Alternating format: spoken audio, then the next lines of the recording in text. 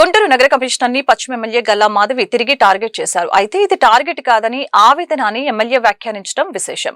ప్రజా సమస్యల్ని పరిష్కరించాలని పలుమార్లు నగర కమిషనర్ పులి శ్రీనివాసుల్ని స్వయంగా కలిసి విజ్ఞప్తి చేసినా ఆయన ఏమాత్రం స్పందించడం లేదని అన్నారు.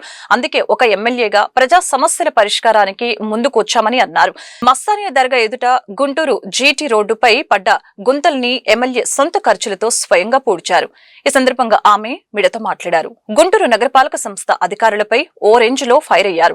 వీధి కుక్కల పెడత, వీధి దీపాల సమస్య, అపరిశుభ్రంగా మారిన ఖాళీ స్థలాలు, కాంట్రాక్టర్లకి సకాలంలో బిల్లులు చెల్లించకపోవటం, గుంతలు పడ్డ రోడ్లకు మరమ్మతులు చేయించడంలోనూ నగర కమిషనర్ పూర్తిగా విఫలమయ్యారని వివరించారు. సహనం నశిస్తే అధిష్టానానికి ఫిర్యాదు చేస్తామని హెచ్చరించారు. ప్రజాప్రతినిధిగా వారి బాగోగులు తమకు ముఖ్యమని, అవసరమనుకుంటే ప్రజా సమస్యల కోసం బరిలో దిగుతామని ప్రకటించారు.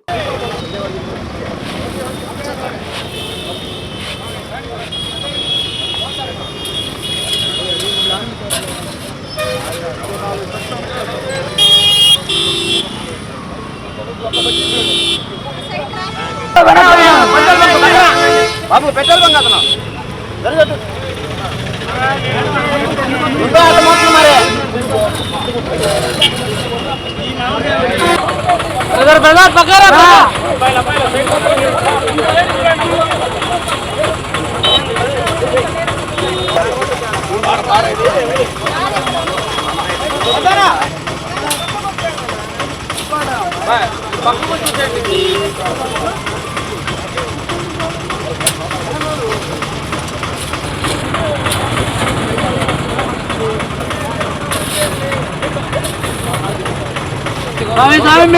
ఈరోజు గుంటూరుకి ప్రధానమైన రహదారుల్లో జీటీ రోడ్ కూడా ఒకటి. ఈరోజు అందరం కూడా జీటీ రోడ్డు దగ్గరే ఉన్నాము.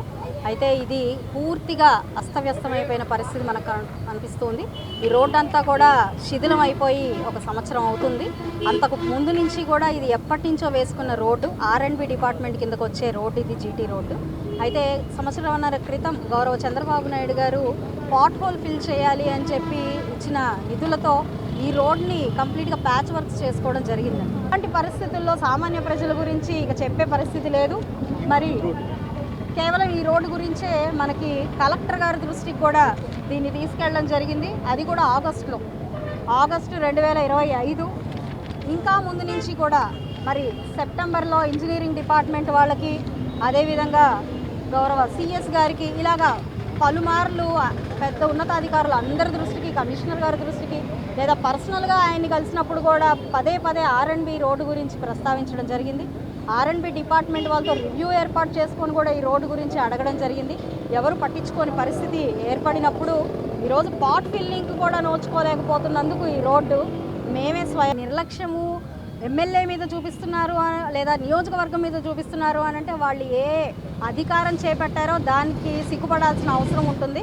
ఎందుకంటే ప్రజలకు నిబద్ధతగా ఉండాల్సిన వాళ్ళు అధికారులైనా ప్రజాప్రతినిధులైనా అక్కడ ఫెయిల్ అవుతున్నప్పుడు ఇక నాకేమి స్పెషల్గా నేను చెప్పిందే చేయాలి అనే ఆలోచన నాకు లేదండి. నేను ఏదన్నా ఆర్డర్ వేస్తే జరగాలి అన్న మనస్తత్వం నాది కాదు. ప్రజలు ఇబ్బంది పడుతున్నారు, ఆ పాయింట్సే నేను లేవనెత్తుతున్నాను. వాటికి పరిష్కారం చూపించాలి. అది మీ చేతుల్లో ఉన్న పరిష్కారం. ఈరోజు నేను ఒక జీవో తీసుకురాలేను, లేదంటే ఒక సంతకం పెట్టి కాంట్రాక్టర్లకి కాంట్రాక్ట్ ఇప్పించలేను, లేదంటే కుక్కల కోసం నేను ఒక కెనాల్ కట్టలేను. ఇవన్నీ నా పరిధిలో ఉండే సమస్యలు కాదు. నేను స్వయంగా చేయాలి అంటే స్వచ్ఛంద సేవా సంస్థను నేను నడపాలి. నాకున్న అధికారం వల్ల వాళ్ళతో నేను ప్రశ్నించి పని చేయించుకునే వరకే నా లిమిట్ ఉంటుంది. ఆ రోజు గ్యాప్ ఉందో లేదో చెప్పాల్సిన బాధ్యత అధికారులదే ఉందండి. ప్రజాప్రతినిధిగా నేను అనేక సార్లు ఇక్కడ ఉన్న సమస్యలన్నింటినీ దృష్టికి తీసుకెళ్లాను. మరి పనుల గురించి తీసుకెళ్లాను, లేదంటే బిల్స్ క్లియరెన్స్ గురించి తీసుకెళ్లాను. ఇలా అన్ని సందర్భాల్లో ప్రతి అంశాన్ని వారి దృష్టికి తీసుకెళ్తున్నప్పుడు గ్యాప్ అని అంటే మరి ఏ రకమైన గ్యాప్ నాకు తెలియదు. ప్రజల సమస్యల మీద పోరాటమే నాకు తెలిసిన పని అండి. నా బాధ్యతగా నేను ఫీల్ అవుతున్నాను. దానికోసం ఎంత దూరమైనా వెళ్తాను. మేడం, ప్రజాప్రతినిధులు చెప్పినా కానీ అధికారులు లేదా కుటుంబ ప్రభుత్వం లేదా ప్రజాప్రతినిధులు అనేవాళ్ళు ప్రజలకి సమాధానం చెప్పుకోవాల్సిన బాధ్యత ఉన్నవాళ్ళు. వాళ్ళకి కొన్ని పరిధులు ఉంటాయి. ఒక ఆర్డర్ వేసో బెదిరించో అది గత ప్రభుత్వ పాలకుల యొక్క లక్షణము. మన ప్రభుత్వం ఎప్పుడు కూడా ఒక నిజాయితీతో ఒక సిస్టమ్ ప్రకారం ముందుకు వెళ్ళే ప్రభుత్వం, కూటమి ప్రభుత్వం. ఆ పద్ధతిలోనే ముందుకు వెళ్తూ ఉన్నాము. ఒక లిమిట్ క్రాస్ అయిన తర్వాత ఇది అధిష్టానం దృష్టికి కూడా తీసుకెళ్లే పరిస్థితి రావచ్చు. అయితే అంత దూరం తెచ్చుకోకుండా అధికారులు ఇప్పుడు మేమేమి ఎక్కడో కోత మీద ఉన్న ఒక కొబ్బరి చిప్పను తీసుకురావాలని మేము కోరుకోవట్లేదు. చిన్న చిన్న సమస్యలు ప్రియారిటీ బేస్ తీసుకొని వాటిని చెయ్యాలి అని అడుగుతున్నాము. వేకెంట్ ల్యాండ్స్ గురించి పలుమార్లు మాట్లాడిన సందర్భాలు ఉన్నాయి. కుక్కల బెడద గురించి పలు వందల సార్లు మాట్లాడిన పరిస్థితులు ఉన్నాయి. వీధి లైట్ల గురించి కొన్ని వందల సార్లు మాట్లాడిన పరిస్థితులు ఉన్నాయి.